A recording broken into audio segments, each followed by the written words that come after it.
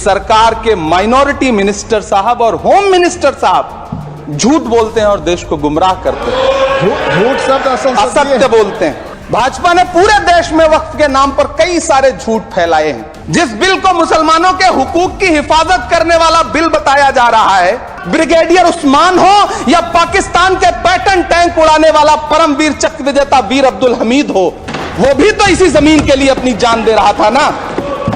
और मंत्री जी, मैं इस सदन में अलग ऐलान ये कहता हूं कि जब भी इस देश की जमीन को लहू की जरूरत होगी, आपसे 2 कदम आगे इमरान खड़ा मिलेगा, ये मैं आपसे यकीन दिलाते हुए कह रहा हूं। हम ही को कातिल कहेगी दुनिया, हमारा ही कत्लेआम होगा। हम ही कुएं खोदते फिरेंगे, हम ही पे पानी हराम होगा।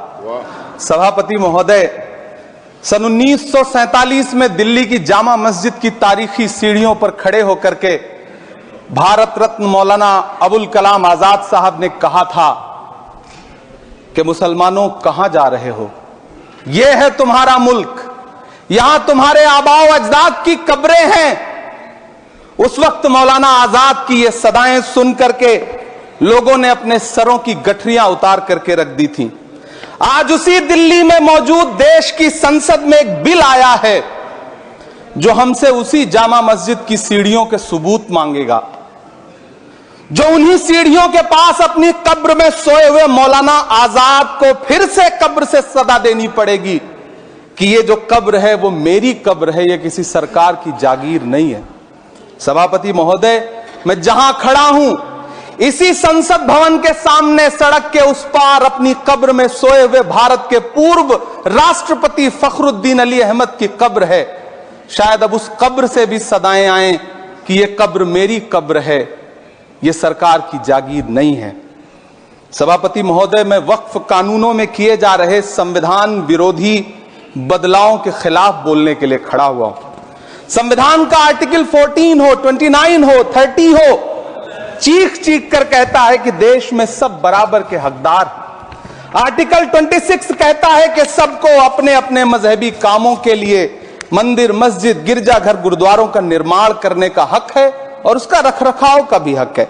लेकिन डॉक्टर बाबा साहब अंबेडकर के संविधान को हर दिन कुचलने वाली यह सरकार देश के मुसलमानों से नफरत में इतनी अंधी हो गई है कि खुलेआम देश की संसद में देश सरकार के माइनॉरिटी मिनिस्टर साहब और होम मिनिस्टर साहब झूठ बोलते हैं और देश को गुमराह करते हैं, झूठ शब्द असत्य बोलते हैं। सरकार ने इस बिल का नाम उम्मीद रखा है।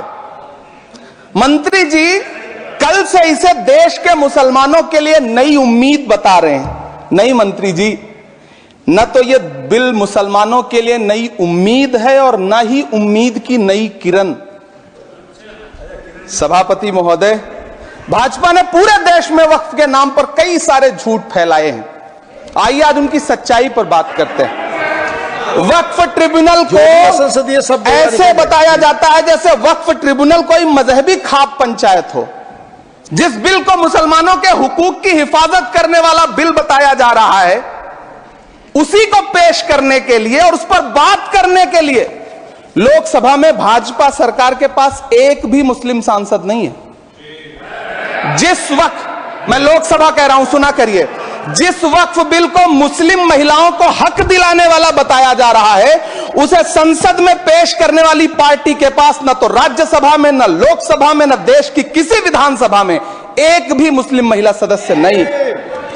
कल किरण रिजिजू जी कह रहे थे कि रेलवे की जमीनें देश की जमीनें हैं, डिफेंस की जमीनें देश की जमीनें हैं।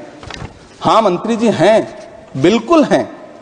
ये जो वक्फ की जमीनें हैं, ये हमारे पुरखों ने धार्मिक कामों के लिए डोनेट किया है, तो हम भी तो इसी देश के नागरिक हैं, हम भी तो इसी देश के बेटे हैं, तो वक्फ की जमीनें भी तो इसी देश की जमीनें हैं, उनको पराया क्यों बोलते हैं आप? सभापति महोदय, अशफाकुल्लाह खान जब फैजाबाद की जेल में फांसी के फंदे पर झूल रहे थे, तो इसी देश की जमीन के लिए झूल रहे थे ना। सभापति महोदय, अंडमान की जेल में काला पानी की सजा काटकर अपनी जान देने वाले मौलाना फजले हक खैराबादी हो या शेर खान अफरीदी हो, वो भी तो इसी जमीन के लिए अपनी जान दे रहे थे ना। सभापति महोदय, पाकिस्तान के खिलाफ लड़ते हुए अपनी जान देने वाले महावीर चक्र विजेता ब्रिगेडियर उस्मान हो या पाकिस्तान के पैटर्न टैंक उड़ाने वाला परमवीर चक्र विजेता वीर अब्दुल हमीद हो, वो भी तो इसी जमीन के लिए अपनी जान दे रहा था ना। और मंत्री जी, मैं इस सदन में अलग ऐलान ये कहता हूं कि जब भी इस देश की जमीन को लहू की जरूरत होगी, आपसे 2 कदम आगे इमरान खड़ा मिलेगा, ये मैं आपसे यकीन दिलाते हुए कह रहा हूं। सभापति महोदय, मैं सरकार से कहना चाहता हूं, हमसे हमारी इबादत गाहें तो मत छीनिए ना, हमारे घरों पे बुलडोजर तो मत चलाइए ना, हमारी कब्रों में तो हमें सुकून से सोने दीजिए ना।